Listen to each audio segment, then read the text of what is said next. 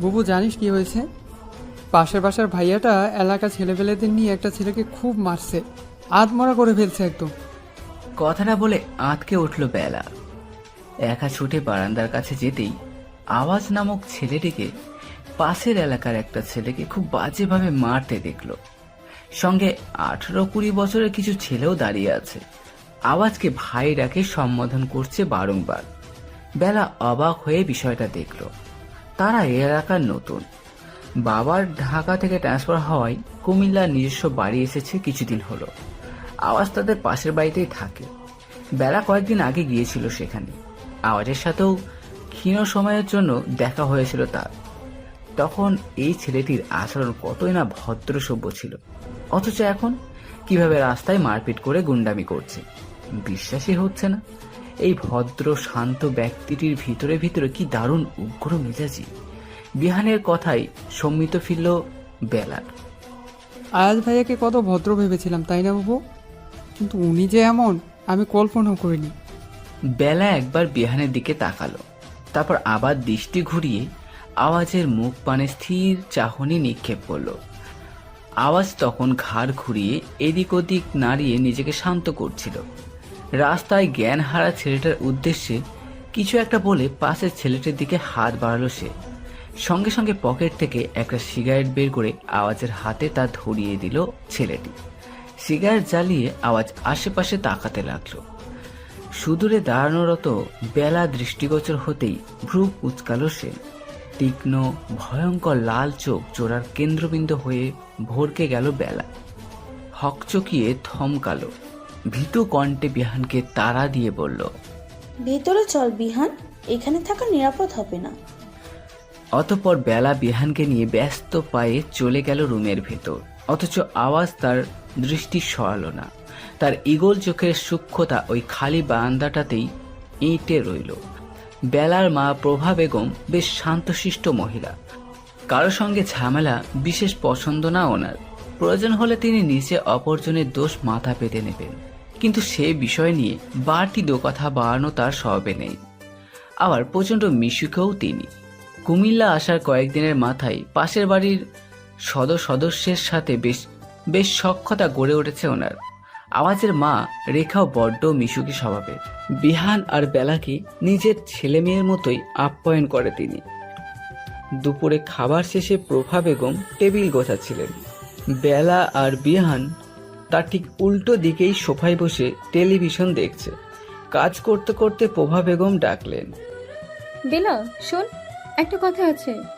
বেলা টিভির পর্দায় চোখ রেখেই উত্তর দিল, বলো মা। ওই যে পাশের বাড়ি ভাবি আছে না, পরশু যার বাসায় গেলি? হ্যাঁ, কি হয়েছে সেখানে? মেয়ের জিজ্ঞাসাবাদে প্রবল আগ্রহী হয়ে উঠলেন প্রভা বেগম। কাজ ছেড়ে বেলার দিকে মুখ ঘুরিয়ে তাকালেন, বললেন, ওনার মেয়েকে নাকি ছেলেপক্ষ দেখতে আসবে আজ বিকেলে, তোকে যেতে বললো। বিহানকে নিয়ে যাবি? বেলার বিরক্ত কণ্ঠ, ওখানে যে আমি কি করব? কি করবি মানে? ভাবি কত অনুরোধ করলো তোকে, উনি মেয়ের মতোই দেখে। আমি ওনার অনুরোধ কিভাবে ফেলি? টিভি দেখে চোখ সরালো বেলা। কণ্ঠে বিরক্তির রেশ আরো বাড়িয়ে বলল, ওনার মেয়েকে দেখতে আসছে মা। ওনার মেয়ে থাকলেই তো হলো, আমার দরকার কি সেখানে? তাছাড়া যদি ওনার মেয়ের জায়গায় ছেলে আমাকে পছন্দ করে ফেলে তখন কি করবে? প্রভা বেগম খুশি হয়ে বললেন, তাহলে তো আলহামদুলিল্লাহ, এই ফাঁকে তোর বিয়েটাও হয়ে যাবে। বেলার বিরক্তি আরো এক কদম চড়ে গেল। মাকে আর কিছু বলতে না দিয়ে বলল, তুমি তোমার আজগুবি কথা বন্ধ করবে? পাত্রপক্ষ যাওয়ার পর আমি যাও। প্রভা বেগম তবুও দ্বিরুক্তি করলেন, কিন্তু বেলা শুনল না। ঠিকই বিকালের পর, অর্থাৎ সন্ধ্যা হওয়ার একটু আগে গেল ও বাড়ি। বাড়িটিকে অল্প স্বল্প বিয়ে বাড়ি মনে হচ্ছিল। বেলা দুরু দুরু বুক বিহানকে নিয়ে ড্রয়িং রুমে প্রবেশ করলো। এখানে আসার তার বিন্দুমাত্র ইচ্ছা ছিল না, বিশেষ করে ওই আওয়াজ নামক ছেলেটির জন্য। মনে মনে প্রার্থনা করলো আওয়াজের সাথে যেন তার দেখা না হয়। রেখা বেলাকে দেখে এগিয়ে এলেন। বিহানের মাথায় হাত বুলিয়ে বললেন, তোমরা এখন এলে যে, বিকালে এলে না কেন? আমি তো ভাবলাম আর আসবেই না। বেলা মিথ্যা বলল, আসলে একটু কাজ ছিল তো আন্টি। রেখা অতটা গুরুত্ব দিলেন না সে কথায়। বেলাকে সোফায় বসে উৎফুল্ল মনে বললেন, আমার আরুকে ছেলেপক্ষ পছন্দ করেছে বুঝলে, কয়েকদিন পর আকদর, এরপর আরুর পরীক্ষা শেষে অনুষ্ঠান করে উঠিয়ে নেবেন। তুমি তো ছেলেকে দেখোনি তাই না? দাঁড়াও, আমি ছবি দেখাচ্ছি। বলে তিনি ফোন থেকে ছবি বের করতে ব্যস্ত হয়ে পড়লেন। বেলা মৃদু হাসার চেষ্টা করলো, মনে মনে ভাবলো রেখা আন্টি অনেকটা তার মায়ের মতোই, অত্যাধিক মিশু। বেলা আবার আরুর দিকে তাকালো। রেখার ছোট্ট মেয়ে, চাচাতো মামাতো ভাই বোনেরা ঘিরে ধরেছে তাকে। আরু বেশ হেসে হেসে কথা বলছে তাদের সঙ্গে। আরু হতে নজর ফিরিয়ে বেলা বিহানকে খুঁজতে লাগলো। এখানে আসার পরপরই ছেলেটা তার বয়সী ছোট্ট সৈন্যদের পেয়ে কোথায় যে চলে গেছে বেলা দেখতেও পায়নি। বাম দিকের জায়গাটাতে একটু খোঁজাখুঁজির অভিনয় চালাতেই হঠাৎ আওয়াজকে দেখতে পেল বেলা। হৃদযন্ত্র যেন সেখানেই ক্ষণিকের জন্য থমকালো। আখিজোড়া বিরক্ত হলো ভীষণ। আওয়াজ এদিকেই আসছে। বেলার কাছাকাছি আসতেই মুচকি হেসে বেলাকে জিজ্ঞাসা করলো, কেমন আছো বেলা? তোমার পিচ্চি ভাইটা কোথায়? বেলা আওয়াজের এত সুন্দর ব্যবহার দেখে আবারও অবাক হলো। এ ছেলে আসলে কি? বাড়ির সামনে মারপিট করে এখন আবার সাধু সন্ন্যাসী সেজে ঘোরাফেরা করছে। রাগ হলেও বেলা আওয়াজের মতো হেসেই অকপটে বলল, ভালো আছি ভাইয়া। বিহান বোধহয় ওই দিকটাতে খেলছে। জবান শুনে হালকা মাথা দোলালো আওয়াজ। ফের রেখাকে বলল, ভাইকে দেখেছো মা? বাগানে তো দেখছি না। রেখা ফোন ঘাঁটতে ঘাঁটতে জবাব দিল, এই, তোর কাছে আরুর হবুবারের ছবি আছে না? ওকে একটু দেখাতো, আমি খুঁজে পাচ্ছি না। আর আদ্র তো দোকানে গেছে মনে হয়। বলে একটু থামলেন তিনি। সামনের দিকে তাকাতেই আবার বলে উঠলেন, ওই তো আদ্র এসে গেছে। রেখার ইশারাকৃত জায়গায় আওয়াজের পাশাপাশি বেলাও তাকালো। এবার যেন আগের চেয়েও বেশি চমকালো সে। বিস্ফোরিত নয়নে চেয়ে রইল। হৃদযন্ত্রের আওয়াজ বাড়ছে। ধুক ধুক শব্দের গতি নিয়ন্ত্রণ হারা হয়ে গেছে। আওয়াজের মতো দেখতে আরো একটি মানুষ দাঁড়িয়ে আছে দরজার কাছে, মুখে বিরক্তির ভাব। দৃষ্টি বেলার আতঙ্কিত মুখশ্রীর পানে। বেলার শরীর ঘামছে, নিঃশ্বাস ভারী হচ্ছে। আটকে আসা কণ্ঠে বহু কষ্টে রেখাকে সে জিজ্ঞাসা করলো, আমি এসব কি দেখছি আন্টি? আজ ভাইয়া তো আমার পাশে, উনি ওখানে গেলেন কিভাবে? রেখা একটু থতমত খেয়ে বললেন, ওটা আয়াজ না বেলা, ও তো আমার আরেক ছেলে আদ্র। বেলার অস্থিরতা কমলো না, আস্তে আস্তে চোখ বুঝে এলো। চোখে ঠান্ডা পানির স্পর্শ অনুভব করতেই চোখ মেলে তাকালো বেলা। তবে আশপাশটা কেমন ঝাপসা দেখছে সে। আখিচড়া বড্ড জ্বালা করছে। মাথায় সূক্ষ্ম যন্ত্রণা ওঠে, বসার জো নেই। ধীরে ধীরে চোখের দৃষ্টি স্বাভাবিক হলো। চারিদিকের অচেনা অপরিচিত দেওয়াল, সিলিং আর মানুষগুলোকে দেখে বেলা প্রথমেই বুঝলো না সে কোথায় আছে। পরে যখন নিজের মাথার কাছে রেখাকে বসে থাকতে দেখলো, তখনই যেন আস্তে আস্তে সব মনে পড়তে লাগলো তার। জ্ঞান হারানোর মতো বিশ্রী কাণ্ড ঘটিয়ে ভীষণ লজ্জা নিয়ে শোয়া থেকে উঠে বসলো বেলা। রেখা উদ্গ্রীব হয়ে তার মাথায় হাত বোলালেন, মোলায়েম স্বরে জিজ্ঞাসা করলেন, এখন কেমন লাগছে বেলা? তুমি ঠিক আছো? বেলা ক্ষীণ মাথা দুলিয়ে সম্মতি দিল। আর চোখে একবার আপাদমস্তক দেখে নিল আশপাশটা। অনুষ্ঠানের সবাই কেমন ড্যাব ড্যাব করে তাকিয়ে আছে তার দিকে, যেন সবার কেন্দ্রবিন্দু একমাত্র বেলায়। বেলার লজ্জা বাড়ল। গলার সঙ্গে থুতনি ঠেকিয়ে দৃষ্টি পুরোপুরি ঝুঁকিয়ে বসে রইল সে। রেখা আবার বলল, ক্ষুধা লেগেছে বেলা, কিছু খাবে? বেলা অতি মৃদু স্বরে জবাব দিল, খেতে ইচ্ছা করছে না আন্টি। আমি এখানে কতক্ষণ ধরে আছি? এ কথাই আওয়াজ হাসতে হাসতে উত্তর দিল, বেশিক্ষণ হয়নি, আধা ঘন্টা। তুমি যে আমাদের দুই ভাইকে দেখে এভাবে ভয় পেয়ে জ্ঞান হারাবে, আমরা তো কল্পনাও করিনি। আর কিছুক্ষণ জ্ঞানহীন থাকলেই তো তোমার মাকে ডাকতে যেতে হতো আমার। বেলা আরেক দফা লজ্জায় আড়ষ্ট হয়ে গেল। আওয়াজের কথাই প্রতি উত্তরে বিশেষ প্রতিক্রিয়া দেখাতে পারল না, তবে চোরা দৃষ্টিতে আদ্রের দিকে তাকালো একবার। আওয়াজ আর আদ্র দুজন পাশাপাশি বসে আছে, তাদের মধ্যিখানে নিশ্চিন্তে বসে বসে আপেল খাচ্ছে বিহান।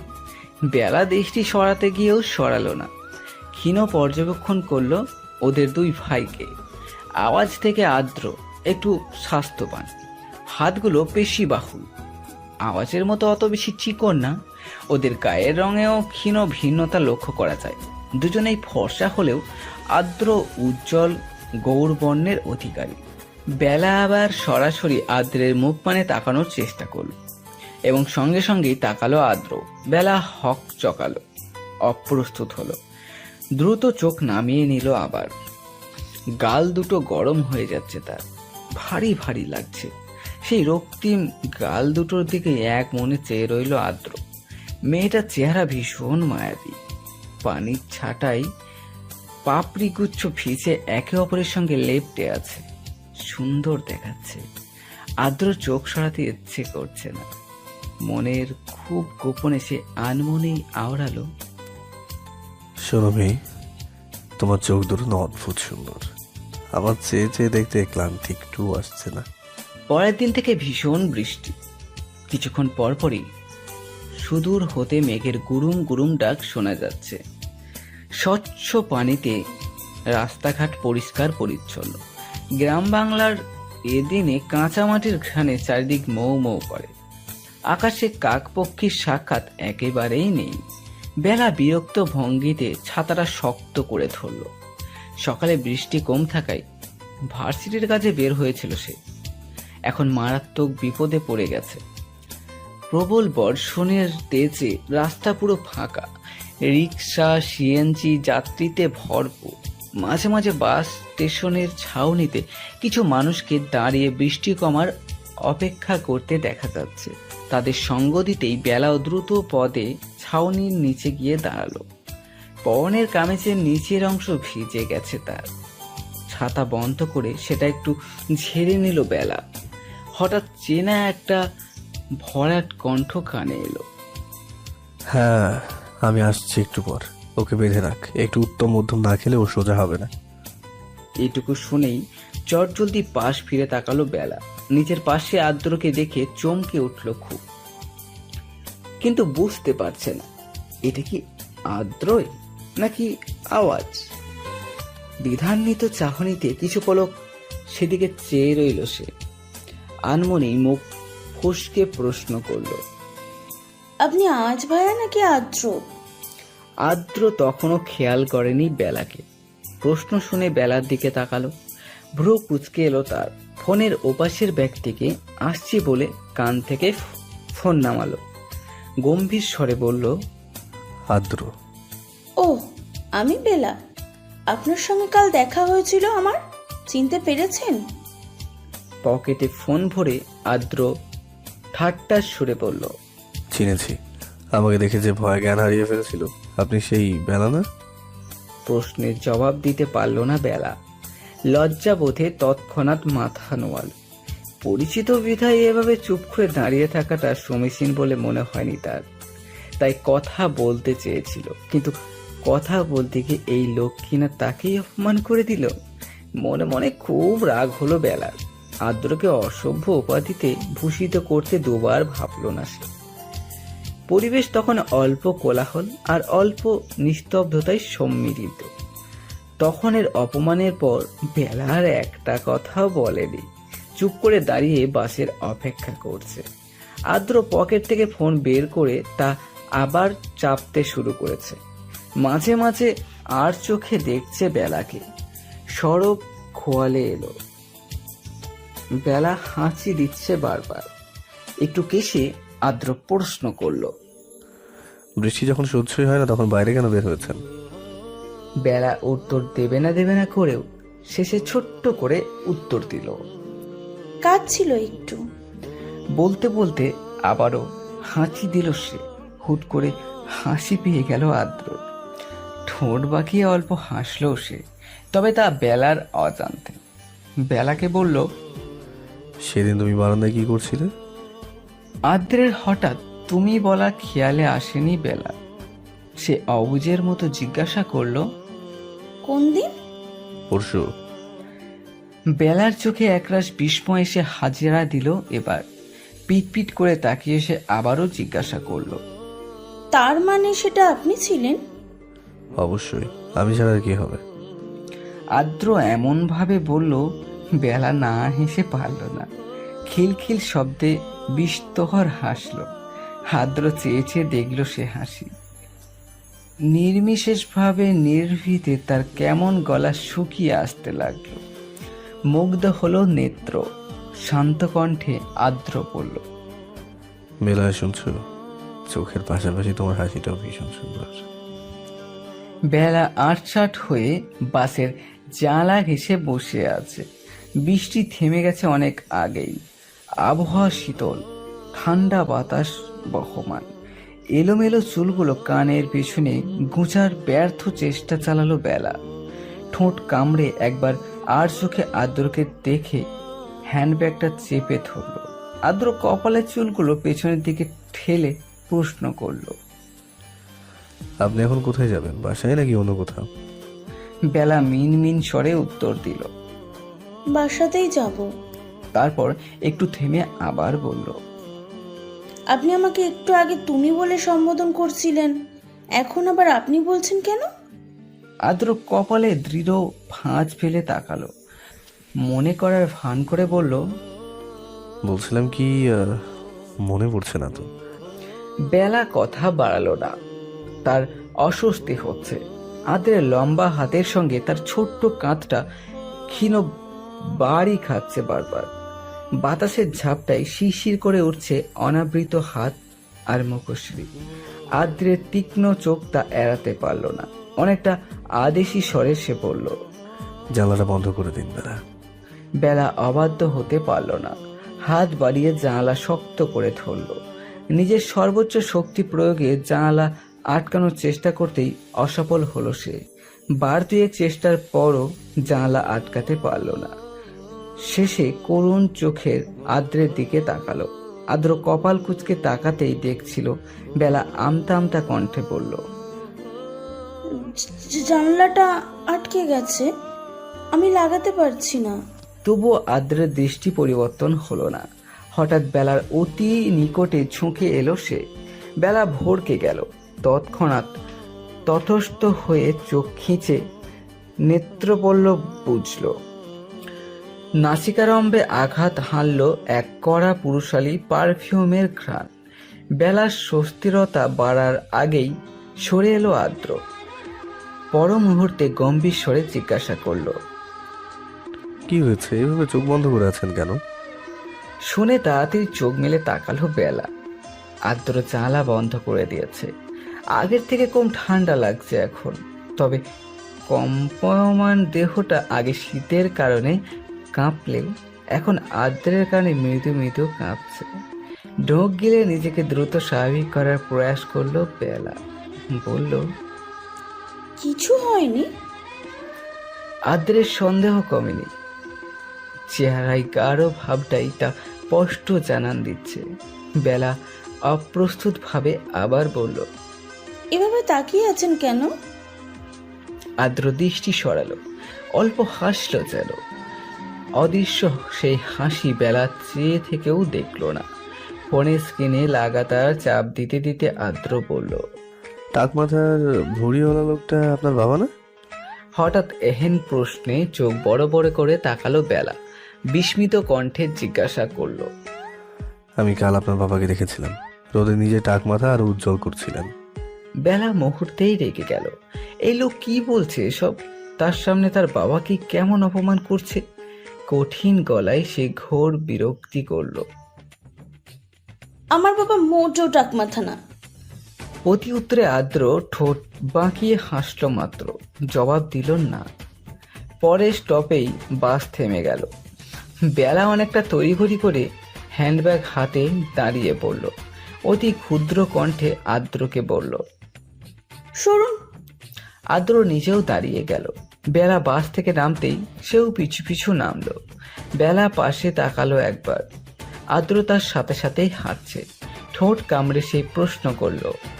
আপনি কি আমার সাথে যাচ্ছেন?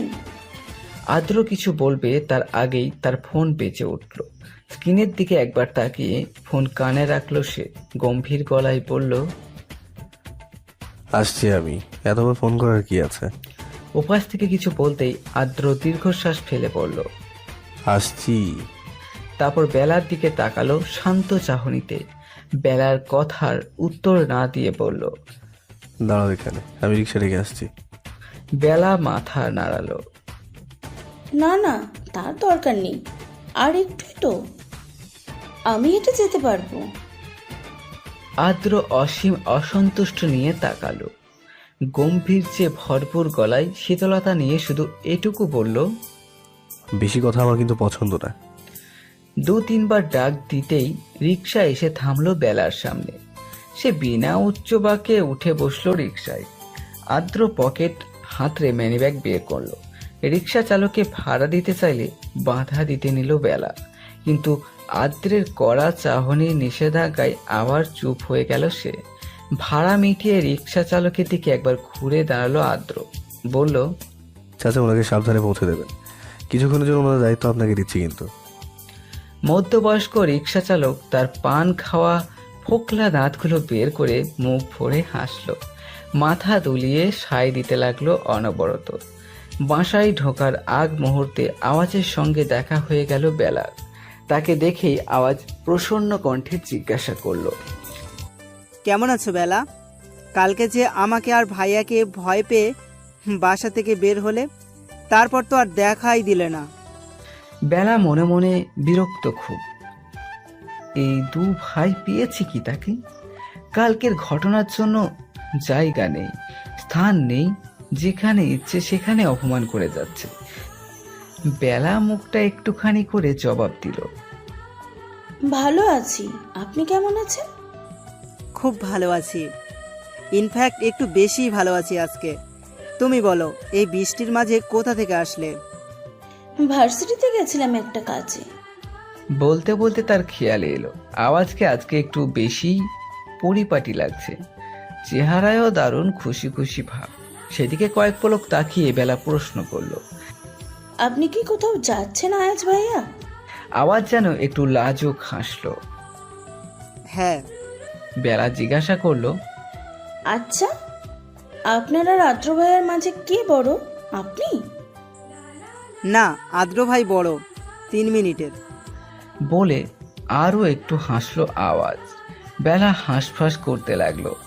আওয়াজের সঙ্গে এখন দেখা হওয়ার পর থেকেই একটা প্রশ্ন খুব করে জিজ্ঞেস করতে ইচ্ছে করছে তার। এদিক ওদিক তাকিয়ে ভীষণ ইতস্তত করে বেলা বলল, ভাইয়া, আপনাকে একটা কথা বলার ছিল। বলো। আসলে আমি আদ্র ভাইয়াকে কালকে মারপিট করতে দেখেছিলাম, তাই মানে উনি কি সবসময় এভাবে মারপিট করেন? আওয়াজের মুখাবয়ব মুহূর্তেই অল্প গম্ভীর দেখালো। গম্ভীর কণ্ঠে সে বলল, আমরা দুইজনেই পড়ালেখা খুব ভালো বেলা। ইঞ্জিনিয়ারিং পড়েও কেউই ওই পেশায় যায়নি। এই যেমন পড়ালেখা শেষ করে আমি এখন বাবার ব্যবসা সামলাচ্ছি, আর ভাইয়া রাজনীতি। আর রাজনীতিতে একটু আধটু মারপিট তো হয়, এটা স্বাভাবিক। বেলা বিস্ময়ে স্তব্ধ হয়ে গেল যেন। আদ্র রাজনীতি করে কথা ঠিক বিশ্বাস হলো না তার। তার বিস্ময়কে আরেক দফা বাড়িয়ে আওয়াজ হাসি মুখে বলল, তাহলে আবার পরে দেখা হবে তোমার সাথে। আমার গার্লফ্রেন্ড আসলে অপেক্ষা করছে, তো পরে দেরি হলে রাগ করবে। বেলা পিট পিট করে তাকালো, অবাক স্বরে বলল, আপনার গার্লফ্রেন্ডও আছে? জবাবে বিস্তর হাসলো আওয়াজ, কিছু বলল না। সে চলে যেতেই বেলাও পা বাড়ালো নিজের বাড়ির উদ্দেশ্যে। গতকালে বৃষ্টির দারুণ রাত থেকে ভীষণ জ্বর বেলার, 102 ডিগ্রি। রবিবার জ্বর হওয়ার পর সোমবার এবং মঙ্গলবার রুম থেকে আর বের হয়নি বেলা। আজ জ্বরটা একটু সেরেছে, তবু শরীরটা ক্ষীণ দুর্বল। আজ পরিবেশটাও মনোমুগ্ধকর। ছাদে দাঁড়িয়ে দক্ষিণা বাতাসের ছোঁয়া উপভোগ করতে দারুণ লাগছে। হঠাৎ পাশের ছাদে নজর যেতেই আদ্রকে দেখতে পেল বেলা। তাদের বাড়ি থেকে আদ্রদের বাড়ির দূরত্ব খুবই কম। এক ছাদ থেকে অন্য ছাদ সহজেই ডিঙিয়ে আসা যাওয়া করা যায়। আদ্রকে দেখে মনে হচ্ছে সে জোর করেই ঘুম থেকে জেগে এসেছে। পা দুটো অল্প নড়বড়ে, ঝাঁকড়া মাথার চুলগুলো এলোমেলো, চেহারায় ঘুম ঘুম ভাব থাকায় কি আদুরে দেখাচ্ছে। চোখ দুটো সাদা রং লাল সিরাই ভরে গেছে। বেলা আদ্রকে দেখে আর ছাদে দাঁড়াতে চাইল না। সে ভাবছে সে যদি তাকে আবারও অপমান করে। যাওয়ার জন্য 2 কদম সামনে এগোতেই পেছন থেকে আদ্রের উচ্চ কণ্ঠে ধমক শোনা গেল। হ্যাঁ রে, দাঁড়ান। বেলা থমকে গেল, পেছন ফিরে আদ্রের মুখোমুখি দাঁড়ালো। আদ্র তাকে আপাদ মস্তক দেখে আবারও বলল, এদিকে আসুন। না চাইতেও কয়েক পা এগোলো বেলা। আদ্র কড়া চোখে তাকালো। আপনাকে এদিকে আসতে বলেছি বেলা, রেলিংয়ের কাছে আসুন। বেলা মুখ ফুলিয়ে রেলিংয়ের কাছেই দাঁড়ালো। আদ্র হুট করে কোনো কথা ছাড়া তার হাতের উল্টো পিঠ ছুঁয়ে দিল বেলার কপালে। পরক্ষণেই আবার ধমকে উঠল। জ্বর তো কমেনি, ঠান্ডার মধ্যে এখানে কি করছেন? বেলা ভাঙা গলায় বলল, ঠিক ঠিক আছে আমি। আদ্র বেলার চোখের দিকে চাইল। কুঁচকানো ভ্রুযুগল আর একটু কুঁচকে গম্ভীর স্বরে বলল, আপনি মিথ্যে বলছেন বেলা, আপনার মুখ ফ্যাকাশে হয়ে আছে। আর বেলা কখনো ফ্যাকাশে হয় না, তাদের সতেজই মানায়। বেলা ভারী নেত্রপল্লবে পিটপিট করে তাকালো। আদ্র থুতনির দিকে দৃষ্টি আটকে গেল তার। থুতনিতে সদ্য ছোট্ট কাঁটার দাগ, দাগটা কেমন উজ্জ্বল হয়ে ফুটে আছে। আদ্রর গৌরব বর্ণের মুখশ্রীতে সৌন্দর্যের ঘাটতি একটুও হয়নি, বরং আরো বেড়ে গেছে যেন। থুতনিতে চেয়ে থেকেই বেলা প্রশ্ন করল, আপনি কি রাজনীতিবিদ? হ্যাঁ, কেন? বেলা কিছু না বলে চোখ নামিয়ে নেয়। ছোটবেলা থেকেই শুনে এসেছে রাজনীতিবিদরা খারাপ হয়। আদ্র কি তাদের মতো খারাপ? হতেও পারে। রাজনীতিবিদদের বাইরে কিছু আর ভেতরে অন্য কিছু, তাদের সহজে বিশ্বাস করতে নেই। আদ্রর হাত এখনো বেলার কপাল ছুঁয়ে আছে। হাতটা আস্তে আস্তে কপাল থেকে গালে এনে রাখলো সে। বেলার চোখের ঠিক নিচে একটা পাপড়ি পড়ে আছে। বৃদ্ধা আঙুলের সাহায্যে সেই নিকষ কৃষ্ণ পাপড়িটি ফেলে দিল আদ্র। তার চোখের চাহনি গম্ভীর হলো মাদকতাপূর্ণ। কোমল স্বরে সে বলল, আমি রাজনীতিবিদ হলেও খারাপ নই বেলা। মেঘের আড়ালে সূর্য ঢাকা পড়ে আছে। শীতল বাতাসের আগমন বেড়ে গেছে কয়েক গুণ। কাকেরা কারেন্টের তারে বসে আবহাওয়ার এই পরিণত দেখে অভিযোগ করে যাচ্ছে অবিরাম। আদ্র ঠান্ডা হাত এখনো স্থির হয়ে ছুঁয়ে আছে বেলার রক্তিম গাল। তার দৃষ্টি অস্বাভাবিক শান্ত। নরম গাল দুটোর আলতো চাপ দিয়ে বেলার মুখশ্রী নিজের মুখোমুখি আনলো সে। রুদ্ধ শ্বাসকণ্ঠে জিজ্ঞাসা করলো, আমাকে আপনার খারাপ বলে মনে হয় বেলা? বেলার হুট করে ভীষণ শীত শীত লাগছে। পরনের মোটা চাদরেও শীতের কম্পন বন্ধ হচ্ছে না। তীর তীর করে কাঁপছে ঠোঁট জোড়া। আদ্র চোখ মুহূর্তেই বেহায়া হয়ে উঠল। নিমগ্ন হয়ে সে চেয়ে রইল সেই কাঁপা কাঁপা আধরের পানে। বেলা থেমে থেমে বলল, আমার শীত লাগছে, আমি ঘরে যাব। আদ্রর ঘোর কাটলো। মুচকি হেসে সরে দাঁড়ালো সে। প্রশ্ন করলো, আপনার ফুল পছন্দ বেলা? হ্যাঁ, খুব। কোন ফুল পছন্দ? পদ্ম। বেলার কালো ধূসর মিশেলের চুলগুলো অত বড় না, পিঠ অব্দি, তবে বেশ ঘন, মোটা আর আলতো, মোটা আর লতানো। খোপা করে সেগুলো ঘোমটার আড়াল করে রেখেছে সে। পাতলা ওড়নার ভেতরে ক্ষীণ দৃশ্যমান সে খোপার দিকে চেয়ে আদ্র নিষ্প্রাণ স্বরে বলল, মাথা থেকে ওড়না সরিয়ে চুলগুলো ছেড়ে দিন তো বেলা। বেলা যেন বুঝলো না, জিজ্ঞাসা করলো, জি। আদ্র ভ্রু কুঁচকালো। এগিয়ে এসে নিচেই সরিয়ে দিল ঘোমটা। এক টানে ক্লিপ খুলে ফেলতেই অনাবৃত্ত হলো।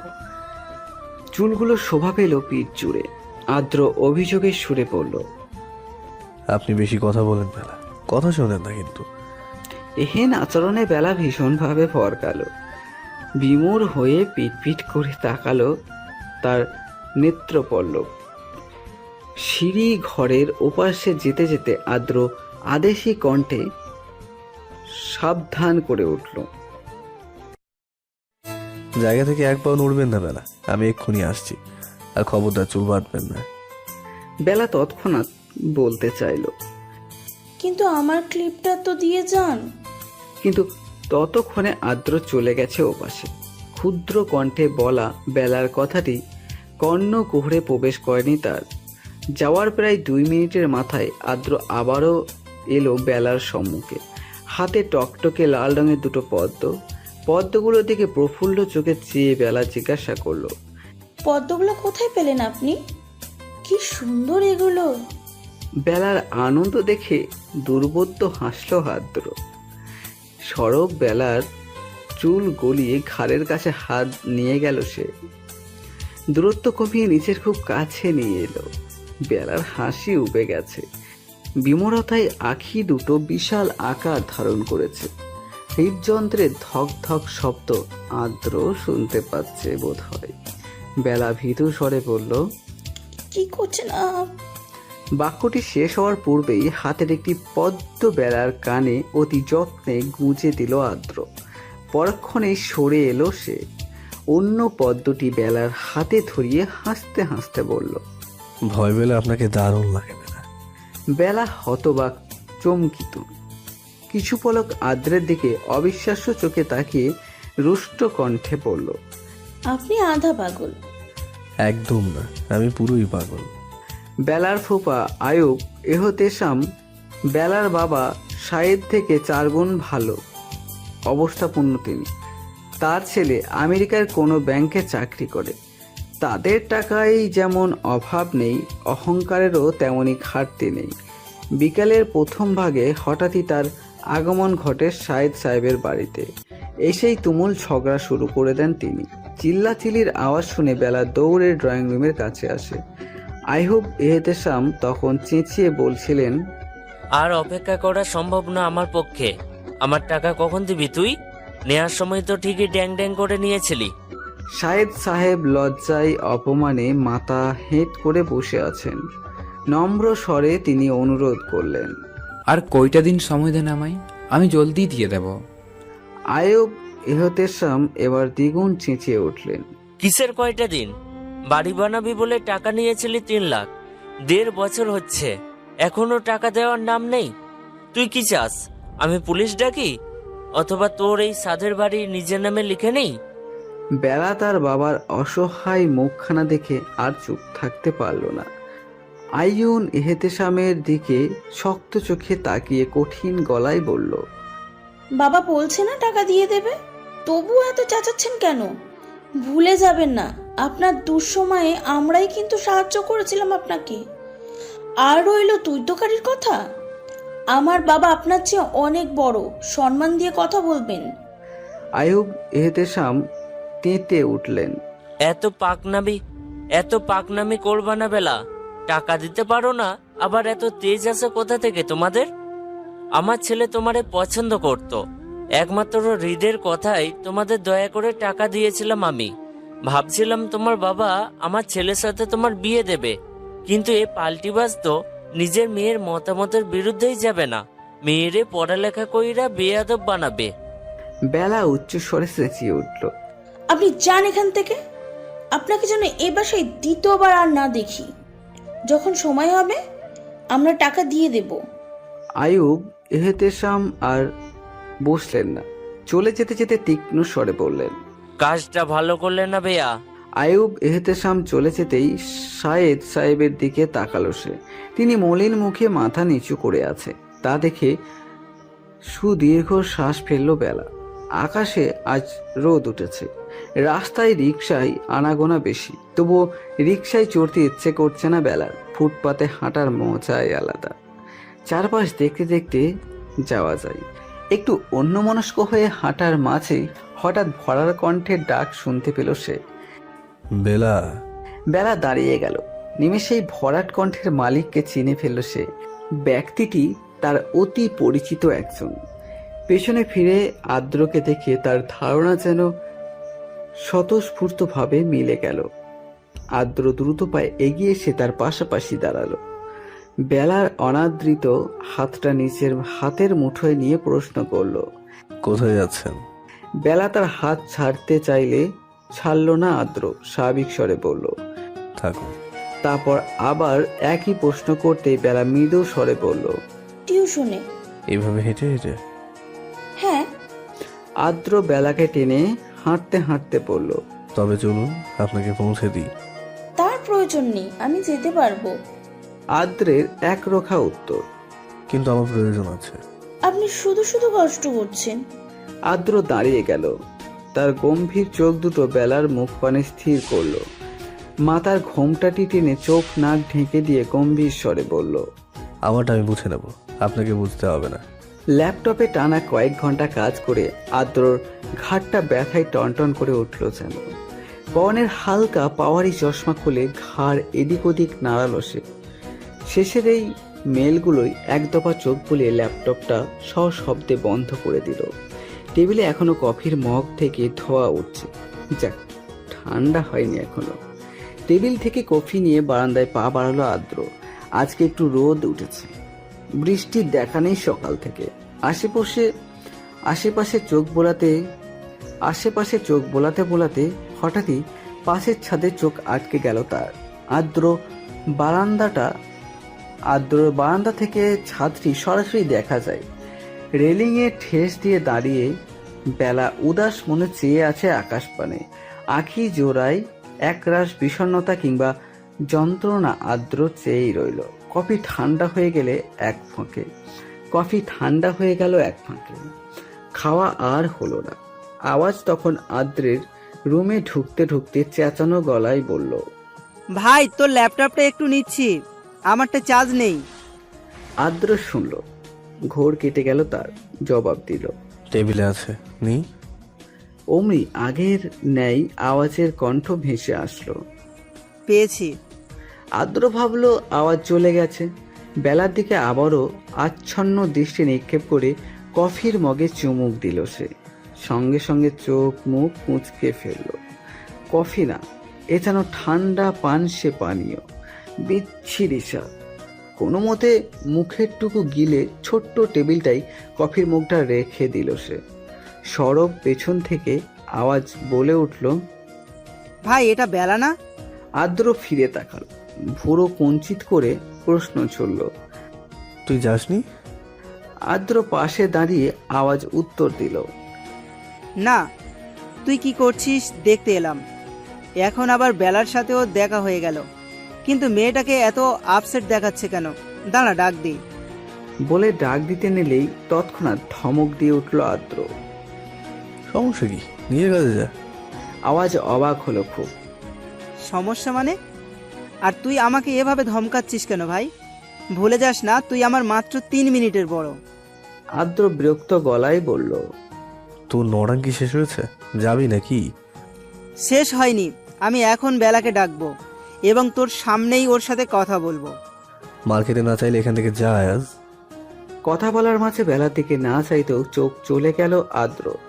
বেলা তখন কেন যেন হাসছিল, মলিন হাসি। তবুও কি অপরূপ লাগছিল। আদ্র তার দৃষ্টি ফেরাতে পারল না। বেলা স্থির হয়ে গেল, আটকে গেল খুব বাজে ভাবে। বুঝে পেল না মেয়েটাকে তার এত কেন ভালো লাগে। মেয়েটা তো সাধারণ, খুবই সাধারণ। ভাবনার অকুল পাথারেই আওয়াজ নাক মুচকে ঠাট্টার স্বরে পড়ল, এই তুই বেলার দিকে এমন কুদৃষ্টি দিচ্ছিস কেন? মেয়েটাকে তো অসুস্থ বানিয়ে দিবি। তাড়াতাড়ি নজর সরাচ্ছিস না কেন? আদ্র মোটেও বিরক্ত হলো না এবার, বরং শান্ত চাহনিতে আওয়াজের দিকে তাকালো। স্বাভাবিক গলায় বলল, কেন বিরক্ত করছিস? আওয়াজ উত্তর দিল না। আড়মোড়া ভাঙার ভঙ্গিতে হাত দুটো মেলে চলে গেল সেখান থেকে। রাস্তার একপাশে এক আধ বয়সী মহিলা ঝাড়ু দিচ্ছে। আনলে ধুলোবালির সংমিশ্রণে রোদের তেজ প্রখর। নিজ এলাকায় ঢুকতেই মহিলাটির দিকে নজর পড়ল বেলার। সে মুহূর্তে উনিও তাকালেন। অমায়িক হেসে বললেন, কেন আসো বেলামা, টিউশনের থেকে আসছো নাকি? বেলাও হেসে জবাব দিল, জি খেলা, কিন্তু আপনি এই সময় ঝাড়ু দিচ্ছেন যে? ঝাড়ু তো সব সময় সকালে দিতে দেখেছি আপনাকে। কি আর কমু মা, আমার বউ পোয়াতি ছিল, কাল রাইতে পোলা হয়েছে একখান, ওইখানে ছিলাম কাল রাত থেকে। মালিকরে ফোন কইরা কইছিলাম আজকা আইতে পারুম না, হ্যাঁ কয় তাইলে টাকা কাইটা নিব, দিত না, তাই আইতে হয়েছে এই বিহালে। আমরা গরিব মানুষ, কি আর করবো। বলে দীর্ঘশ্বাস ফেললেন তিনি। ওনার গায়ের শাড়িটি বেলা কালকেও পরে আসতে দেখেছেন, আজও একই শাড়ি পরে এসেছেন তিনি। মুখটা শুকিয়ে কাঠ, শরীরে এক একটা হাড্ডি গোনা যাবে, বেশ জীর্ণ শীর্ণ। বেলার খুব মায়া হলো, মলিন গলায় সে জিজ্ঞাসা করলো, আপনি কিছু খেয়ে এসেছেন খালা? তিনি তাচ্ছিল্যের সঙ্গে হাসলেন যেন। ঝাড়ু দিতে মনোযোগী হয়ে বললেন, আর খানা? বউয়ের পিছে সব টাকা চইলা যাইতেছে, খাওয়ানোর টাকা পামু কই? বেলার ব্যাগে 2টা কলা ছিল, টাকা অত নেই। ব্যাগ থেকে কলা দুটো নিয়ে মহিলাটির দিকে এগিয়ে গেল সে। হাঁটতে বেশ কষ্ট হচ্ছে তার, ডান পায়ে চাপ দিতে পারছে না, পাটা আলগা করে হাঁটতে হচ্ছে। তা দেখে খালা অবাক হয়ে বলে উঠলেন, এভাবে হাঁটতেছো কেন বেলা? তোমার পাও থেকেও তো অনেক রক্ত পড়তাছে, ছিলছে কিভাবে? বেলা একটু করে হাসলো। রিক্সা থেকে নামার সময় আঁচড় কেটে গেছে খালা, ঠিক হয়ে যাবে। আপনি এই কলা দুটো রাখুন, কাজ শেষে খেয়ে নেবেন। নিন। খালা কলাগুলো নিলেন। কৃতজ্ঞতায় চোখে জল টলমল করে উঠল ওনার। মুখ ভরে হেসে মাথা দোলালেন। পায়ের ব্যথা বাড়ছে, হাঁটতে ভীষণ বেগ পেতে হচ্ছে বেলার। এই বিপদের মুহূর্তে পথটাও যেন শেষ হচ্ছে না। একটু দূরেই আওয়াজকে দেখতে পেল সে। আদ্রও ছিল, সে গাছের সঙ্গে পিঠ ঠেকিয়ে দাঁড়িয়ে আছে। রাগী মুখশ্রীতে ফোনে কথা বলছে খুব উচ্চ স্বরে, যা বেলা অত দূরে থেকেও ক্ষীণ স্পষ্ট শুনতে পারছে। আওয়াজ একদম সামনে পড়ে যাওয়ায় তাকে না দেখার ভান করে পাশ কাটাতে পারল না বেলা। ঠোঁটে কৃত্রিম হাসি নিয়ে বলল, কেমন আছেন আয়াজ ভাইয়া? আওয়াজ মিষ্টি হেসে বলল, ভালো আছি, কিন্তু তুমি কিভাবে চিনলে আমি আয়াজ? বেলা অপ্রস্তুত হলো, চোখ পিট পেটালো বেশ কয়েকবার, থেমে থেমে বলল, আপনি আদ্র ভাইয়ার থেকে চিকন, ওভাবেই চিনেছি। আওয়াজ দুষ্টু হাসলো, ভ্রু নাচিয়ে বলল, কিন্তু তা তো আমরা একসাথে থাকলে বুঝবে। অত দূরে দাঁড়ানো আদ্র ভাইয়াকে আমার সঙ্গে পার্থক্য করা আমার মতে এক দেখায় অসম্ভব, কেউই এ পর্যন্ত করতে পারেনি। তাই আমাকে আসলে কিভাবে চিনলে তা সত্যি সত্যি বলে দাও তো বেলা। বেলা ভরকালো হকচকালো, ভীষণ বাজেভাবে ফেঁসে গেল যেন। লজ্জায় গাল রক্তিম হচ্ছে, আর আভাস তীব্রভাবে পাচ্ছে সে। জবাবে কিছুই বলতে পারল না বেলা, খুব হাঁসফাঁস করতে লাগলো। আওয়াজ ঠোঁট চেপে হেসে আবার বলল, বলছো না যে, তাড়াতাড়ি বলো বেলা, কুইক। বেলা আর চোখে একবার আদ্রর দিকে তাকালো, ফোন কানে সে ওর দিকেও তীক্ষ্ণ চোখে চেয়ে আছে। বেলার অস্বস্তি হতে লাগলো, গলা শুকিয়ে যাচ্ছে। আওয়াজ আবারও তাগাদা দিতেই চোখ খেঁচে বন্ধ করে বেলা এক নিঃশ্বাসে বলে ফেলল, আদ্র ভাইয়ার বাম চোখের পাশে একটা কাটা দাগ আছে, ওটা আপনার নেই। হাসির প্রবল আওয়াজ কানে ঝংকার তুলতেই চোখ মেলে তাকালো বেলা। লজ্জায় এবার মাথা একদম নিচু করে ফেলল। আওয়াজ নিয়ন্ত্রণহীনভাবে সশব্দে হাসছে। বেলা তার অস্বস্তি বাড়াতে দিল না। চলে যাওয়ার জন্য বেশ কয়েক কদম আগাতেই পেছন থেকে আদ্রের ভরাট কণ্ঠ আটকে দিল তাকে। দাঁড়ান, ব্যথা পেয়েছেন কিভাবে বেলা? বেলা দাঁড়াতে চাইল না, কোনো মতে উত্তর দিল, রিক্সা দিয়ে নামতে গিয়ে। এরপর আবারও হাঁটতে নিলে ধমক দিয়ে উঠল আদ্র, আপনাকে দাঁড়াতে বলেছি না। বেলা মৃদু কেঁপে উঠল। পেছনে ফেরার আগেই আদ্র তার পাশাপাশি এসে হঠাৎ বুকে আগলে নিল তাকে। এক হাতে কোমর আঁকড়ে ধরল, অন্য হাতে মাথা চেপে ধরল। বক্ষস্থলের ঠিক বাঁ পাশটায় আকস্মিক হওয়ায় বেলা ভয় পেয়ে খুব বিস্ফোরিত নয়নে চেয়ে বলতে চাইল, কি করছেন আদ্র ভাইয়া? কিন্তু আদ্র বলতে দিল না সে কথা। আরো শক্ত করে ধরে কোমল স্বরে বলল, ওড়না দিয়ে মুখ ভালোভাবে ঢেকে নিন বেলা, রোদে দাগাতে পারছেন না আপনি। রোদে সত্যি তাকাতে পারছিল না বেলা, কিন্তু তাই বলে জড়িয়ে ধরার মানে কি? আদ্রর কথার অবাধ্য হয়ে ঠায় দাঁড়িয়ে রইল বেলা, কণ্ঠে কঠোরতা নিয়ে বলল, আমি ঠিক আছি, আপনি ছাড়ুন আমায়। আদ্র শুনল না, বড়সড় ধমক দিয়ে বলল, যা বলছি তা করো, অবাধ্য হচ্ছেন কেন? বেলা তবুও কথার অমান্য করলো। ভীষণ জেদি হয়ে উঠল মুহূর্তেই, যেন এই লোকের একটা কথাও না শোনার ঘোর পণ করেছে সে। আদ্র এবার আর কথা বাড়ালো না, কয়েক সেকেন্ড অতৃপ্ত চোখে চেয়ে রইল। কপালে রুষ্ঠ বলি রেখার অসংখ্য ভাঁজ, ভ্রু কুচকানো, নিজেই হাত বাড়িয়ে ওড়না নাক অব্দি টেনে নিল। বেলাকে বক্ষের সঙ্গে ভ্রু ঘাড়ভাবে জড়িয়ে এক পা এগোতেই পায়ে টান পড়ল বেলার। ক্ষতস্থান টনটন করে উঠল, কণ্ঠনালী ঘুলিয়ে অস্পষ্টভাবে বেরিয়ে এলো, আহ, ব্যথা। আদ্র চকিতে তাকালো, অস্থির হলো খুব। ব্যগ্র কণ্ঠে জিজ্ঞেস করলো, কি হয়েছে বেলা? ব্যথায় কাতর বেলা চোখ মুখ কুচকে বলল, এইভাবে হাঁটতে পারবো না আমি, পায়ে অনেক জ্বালা করছে। কোমর থেকে হাত সরালো আদ্র, এক আঙুলে কপাল ঘষে এদিক ওদিক তাকালো কয়েকবার। এখানটায় মানুষজন নেই, সুদূরে ঝাড়ু দিচ্ছে সেই মহিলা। কিন্তু একটু এগোলেই সামনে যেতেই হয়তোবা জনমানবের দেখা মিলবে। দৃষ্টি ফিরিয়ে বেলার ব্যথাতুর মুখ পানে স্থির হলো আদ্র, গম্ভীর গলায় আয়াজকে বলল, নতুন মাস্কগুলো থেকে একটা আমাকে দিয়ে আয়াজ। অতি বিস্ময় এতক্ষণ হতভম্ব হয়ে ওদের দিকে চেয়েছিল আয়াজ। আদ্রর কথায় সম্বিত ফিরতেই পকেট থেকে মাস্কগুলো বের করলো সে, সেখান থেকে নতুন একটা নিয়ে এগিয়ে দিল আদ্রর দিকে, ডাকলো, ভাই নে। আদ্র না তাকিয়েই নিল। বেলা থেকে ক্ষীণ দূরত্ব তৈরি করে সযত্নে মাস্কটি পরিয়ে দিল তাকে। নাক অব্দি ওড়না টানা, এখন আবার নাক থেকে থুতনির নিচ পর্যন্ত নীল রঙা মাস্ক। বেলার মুখটা ছোটখাটো একটা প্যাকেট হয়ে গেছে, চেনার উপায় নেই। ব্যথা আর গরমে অতৃষ্ট বেলা মুখ বুঝে সহ্য করে নিলেও আয়াজ প্রতিবাদ করে উঠল, মেয়েটাকে আবার মাস্ক পরালি কেন ভাই?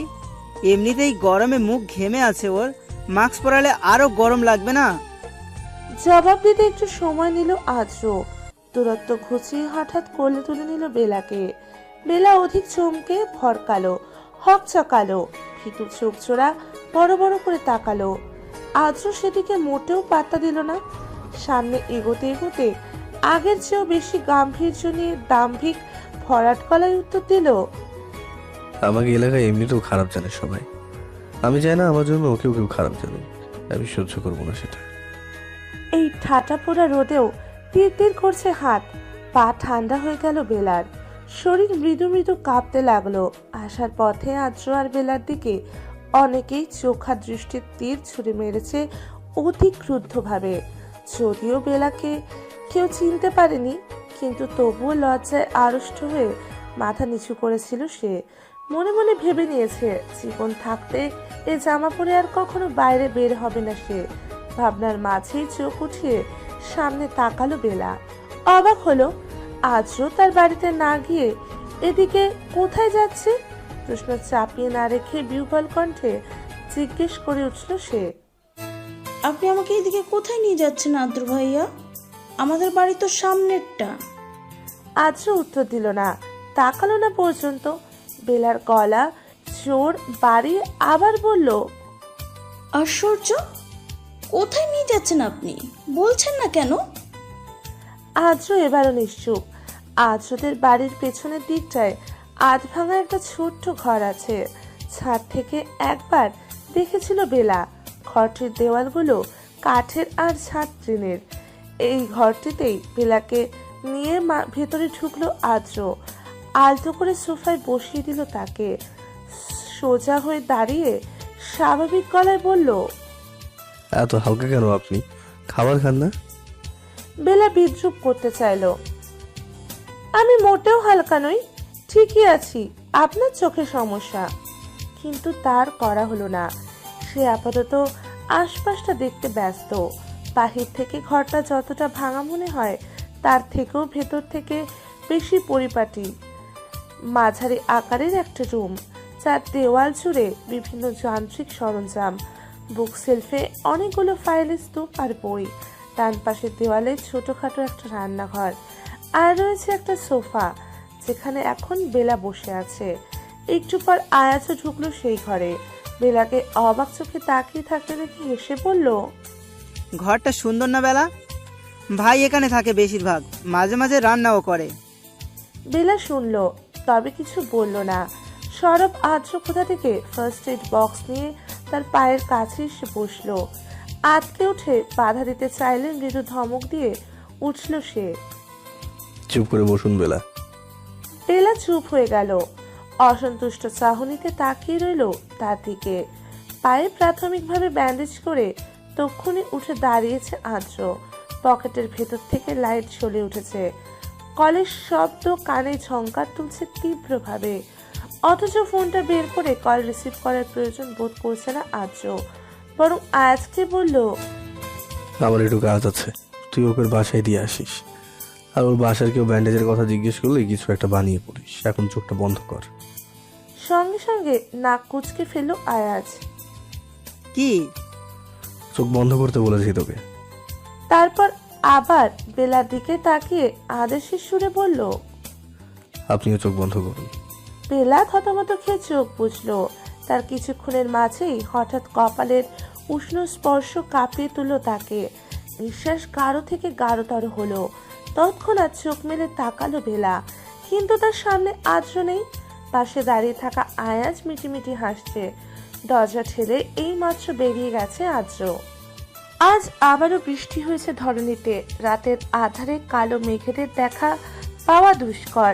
আদ্রের ঘুম আসছে না। বিছানায় কিছুক্ষণ এপাশ ওপাশ করে উঠে দাঁড়ালো সে। বৃষ্টির পানিতে বারান্দার মেঝে পিচ্ছিল হয়ে গেছে, সেখানে যেতে ইচ্ছে করছে না। মাথা ব্যথা করছে ক্ষীণ। এখন একটু কফি খেলে মন্দ হয় না। দরজা ঠেলে রুম হতে বেরিয়ে পড়লো আদ্র। সিঁড়ি ভেঙে নিচে নামতেই রান্নাঘরে আলো জ্বালানো দেখতে পেল। অস্পষ্ট খুটুর খাটুর শব্দ হচ্ছে। নিমেষেই কপালে গাঢ় ভাঁজ সৃষ্টি হলো তার। এই সময় রান্নাঘরে কে এসেছে? আদ্র এগিয়ে গিয়ে গেল সেদিকে। চুলা চালিয়ে কেটলিতে পানি গরম করছিল আয়াজ। কারো আসার শব্দে চোখ তুলে সামনে তাকালো। আদ্রকে দাঁড়িয়ে থাকতে দেখে নিমেষে জিজ্ঞেস করে উঠল, ভাই চা পাতা কোথায় রেখেছে জানিস? খুঁজে পাচ্ছি না আমি। বলে ব্যস্ত ভঙ্গিতে সে আবারও চা পাতা খুঁজতে লাগলো। আদ্র চুলার কাছে এগিয়ে গিয়ে বলল, জানি না, তুই না ঘুমিয়ে চা বানাচ্ছিস কেন? ওপরের ক্যাবিনেটের একটু ভেতরে হাত দিতেই চা পাতা পেয়ে গেল আয়াজ। হাত ছেড়ে বাঁচলো যেন। বলল, ঘুম আসছে না, তুই কি করছিস এখানে? আমারও ঘুম আসছে না, আমাকে একটু কফি বানিয়ে দেন তো। আয়াজ ঘোর আপত্তি করে বলল, এখন আমি কফির পাউডার খুঁজবো কোথায়? চা খেলে বল ঢালি। আদ্র উত্তর দিল না। নীরবতার সম্মতির লক্ষণ ভেবে আয়াজও কিছু বলল না। কেটলিতে চা উতরাচ্ছে। 2 কাপে চাটুকু ঢেলে নিল সে। আদ্র চায়ের কাপ নিয়ে সেখানে আলতো চুমুক দিয়ে প্রশ্ন করলো, বেলা যাওয়ার পর ওই ঘরে তালা দিয়েছিলি আয়াজ? আয়াজের যেন হঠাৎ কথাটা মনে পড়লো। দাঁত দিয়ে জিহ্বা চেপে হাসার চেষ্টা করে বলল, একদম ভুলে গিয়েছি ভাই, চল এখন যাই। চা খেতে খেতে লাগিয়ে আসবো। বৃষ্টি তো মনে হয় কম হয়ে গেছে এতক্ষণে। আয়াজ আর দাঁড়ালো না। কাপ নিয়ে দ্রুত এগিয়ে গেল সদর দরজার দিকে। আদ্র একটু বিরক্ত হলেও কিছু বলল না আর। বাহিরে বৃষ্টি এখনো আছে, তবে আগের মতো না, ঝিরিঝিরি। গায়ে তেমন লাগছে না। তালা লাগাতে গিয়ে 2 ভাই কিছুক্ষণ ওই ঘরটাতেই বসলো। আয়াজ চায়ে চুমুক দিয়ে অনেকটা আগ্রহী গলায় বলল, ভাই এ পর্যন্ত তুই মারাত্মকভাবে মেরেছিস কাকে কাকে? প্রশ্নটা শুনে আদ্রের ভ্রু কুঞ্চিত হলো। কিছুক্ষণ তীক্ষ্ণ চোখে চেয়ে থেকে সে নির্বিকার ভাবে উত্তর দিল, একজনকেই মেরেছি। পাশের এলাকার একটা ছেলের হাত ভেঙে দিয়েছিলাম কয়েকদিন আগে। খুব ভালো কাজ করেছিস। তার সেবান্দা কি দোষ করেছিল? চা খাওয়া শেষ। টেবিলে চায়ের কাপ রাখতে রাখতে আদ্র জবাব দিল, ঠিক মনে নেই, রাজনৈতিক কাজে কিছু উল্টোপাল্টা করেছিল বোধ হয়। আয়াজ আবারও চায়ে চুমুক দিল। তার কাছে চা একটু রয়ে শুয়ে খেতেই ভালো লাগে। মুখটাকে একটু গম্ভীর করার প্রয়াস করে সে আকস্মাৎ বলল, ভাই তোর আর বেলার মাঝে কি চলছে বলতো? শরম লজ্জা খেয়ে আমার সামনেই কপালে চুমুটুমু খেলি, আবার কত আদর যত্ন। সত্যি করে বলতো কি চলতে তোর আর বেলার মাঝে? চোখের তীক্ষ্ণতা বেড়ে গেল আদ্রর। ভ্রুযুগল আরো কুণ্ঠিত হলো। স্বাভাবিক স্বরে বলল, ওর সাথে আমার কি হবে? আয়াজ ঠোঁট বাঁকালো। আমিও প্রেম করি ভাই, সত্যি কথাটা বলে ফেলে একবার। আদ্র সঙ্গে সঙ্গে জবাব দিল না। ঘর থেকে বের হতে উদ্যোগী হয়ে বলল, থাকবি নাকি যাবি? আমি তালা লাগিয়ে দেবো এখন। শুনে তার পিছন পেছন আয়াজ উঠে গেল। কণ্ঠের জোর বাড়িয়ে প্রখর আন্দোলন করে উঠল, তুই কিন্তু উত্তর দিচ্ছিস না। আদ্র সহজ স্বীকারোক্তি। পছন্দ করি আমি। টিভি চলছে। সময় সংবাদে দুর্নীতিবিদ এক নেতাকে দেখানো হচ্ছে। তিনি আজ সকালে ভাষণ দিয়েছেন পাশের শহরে। টেলিভিশনের সাউন্ড আর একটু বাড়িয়ে শাহেদ সাহেব ভীষণ মনোযোগ দিয়ে শুনছেন সেই ভাষণ। পাশেই বেলা লাল চায়ে পরোটা ডুবিয়ে খাচ্ছে। বিহান খেলছে ওই দূরে। ভাষণ শুনতে শুনতে শাহেদ সাহেব বেশ আক্রোশ নিয়ে বলে উঠলেন, সব রাজনীতিবিদই এক, প্রচণ্ড খারাপ, বুঝলি বেলা? এই বেটা আগে চাঁদা তুলতো, কিভাবে যে নেতা হলো। এখনকার সব নেতাই গণ্ড মূর্খ, আবার চক্ষুশূল। বেলার গলায় খাবার আটকে গেল যেন। মস্তিষ্কে আদ্রর কথা হানা দিল। আদ্র তো রাজনীতিবিদ, বাবার মতো সেও তো ভাবতো তারা খারাপ, তাহলে তো আদ্রও খারাপ হয়। কিন্তু পরক্ষণেই বেলার মন খুব গোপনে প্রতিবাদ করে উঠল, সব রাজনীতিবিদ খারাপ হয় না বেলা, কিছু কিছু রাজনীতিবিদ ভালো হয়। বহু কষ্টে গলায় আটকে যাওয়া খাবারটুকু গিলে নিল বেলা। সরব দরজায় করাঘাত হলো তীব্র শব্দে। বেলা উঠতে নিলে তাকে থামিয়ে দিয়ে শাহেদ সাহেব বললেন, তুই বস, আমি দেখছি। শাহেদ সাহেব উঠে দাঁড়ালেন। সদর দরজার কাছে গিয়ে তা খুলতেই চমকে গেলেন উনি। গাঢ় নীল রঙের ইউনিফর্ম পরা 5-6 জন পুলিশ সামনে দাঁড়িয়ে আছে। শাহেদ সাহেব হতবাক গলায় কিছু বলবেন তার পূর্বেই একজন সুঠামদেহী পুলিশ গম্ভীর গলায় সরাসরি প্রশ্ন করলো, আপনি সায়েদ সাহেব নিশ্চয়ই? মিস্টার আয়ুফ এহতেসামকে কি আপনি চেনেন? শাহেদ সাহেব কি বলবেন বুঝতে পারছেন না। চোখে হাজারো বিস্ময় নিয়ে বিহুবল গলায় বললেন, জি চিনি, আমার বোনের স্বামী হন। এবার পুলিশটি আরেকটু গম্ভীর হলো, উনি আপনার নামে থানায় মামলা করছে, আপনি নাকি ওনার প্রাপ্ত টাকা পরিশোধ করছেন না? শাহেদ সাহেব দ্বিরুক্তি করে উঠলেন, মিথ্যা কথা, আমি। শাহেদ সাহেবকে সুযোগ না দিয়ে পুলিশটি জোর গলায় বলল, যা বলার থানায় গিয়ে বলবেন। করিম, ওনাকে নিয়ে থানায় আসো। ইতিমধ্যে ছোটখাটো হট্টগোল সৃষ্টি হয়ে গেছে বাইরে। আওয়াজ শুনে বেলা খাওয়া ছেড়ে উঠে এসেছে। প্রভা বেগম রান্নাঘরে কাজ করছিলেন, তিনিও ছুটে এলেন অচেনা পুরুষের চিৎকার শুনে। বাহিরে এসে নিজ বাবাকে পুলিশের কাছে টানা হেঁচড়া হতে দেখে অনেকটা চেঁচিয়ে বলল বেলা, আমার বাবাকে কোথায় নিয়ে যাচ্ছেন আপনারা? ছাড়ুন ছাড়ুন আমার বাবাকে। দ্রুত আসতে গিয়ে বেলার মাথার থেকে ওড়নাটা পড়ে গেছে। মুখশ্রী মুহূর্তেই ভয়ে কাতর ভীতগ্রস্ত, চোখ জ্বালা করছে। কান্না আটকে শক্ত গলায় বাবাকে ছাড়ানোর আপ্রাণ চেষ্টা করছে সে। আশেপাশে প্রতিবেশীগুলো উকিঝুঁকি দিয়ে তামাশা দেখছে। রাস্তার মানুষগুলো বাদ চায়নি, অনেকে তো ভিডিও করছে। তাদেরই একজন রাহেলা দিলদার। আদ্রদের বাসায় কাজ করেন তিনি। মাত্রই বস্তি থেকে হেঁটে হেঁটে কাজে এসেছিলেন। শাহেদ সাহেবের এই পরিণতি দেখে দৌড়ে গেলেন রেখার কাছে। রেখা তখন সপরিবারে টেবিলে বসে নাস্তা খাচ্ছিলেন। রাহেলাকে দেখে তিনি বললেন, বাহিরে এত আওয়াজ কিসের রাহেলা? কিছু কি হয়েছে? রাহেলা যেন আরো আগ্রহ পেয়ে গেলেন। রসিয়ে রসিয়ে বললেন, ওই আপনাকে পাশে বাড়ি আছে না, সাইড মিয়ার বাড়ি, ওইখানে পুলিশ আছে। সাইড মিয়ারে দেখলাম টাইনা টাইনা নিয়ে যাইতেছে। ওনার মাইয়া বেলা আটকাইতে চেষ্টা করতেছে। মাইয়া সে কি কান্না, ইস আমার এখনই মায়া লাগতেছে। আয়াজ সঙ্গে সঙ্গে আদ্রের মুখ পানে তাকালো। তার খাওয়া থেমে গেছে, স্থির হয়ে বসে আছে সে, চোয়াল শক্ত, হাত মুঠো করা। রেখা চমকে কিছু বলতে গিয়ে আবারও থমকালেন। আদ্র সশব্দে চেয়ার ছেড়ে উঠে দাঁড়িয়েছে, হনহনিয়ে বেরিয়ে যাচ্ছে বাড়ি হতে। আজও আদ্রর পিছু নিল। যেতে যেতে রেখাকে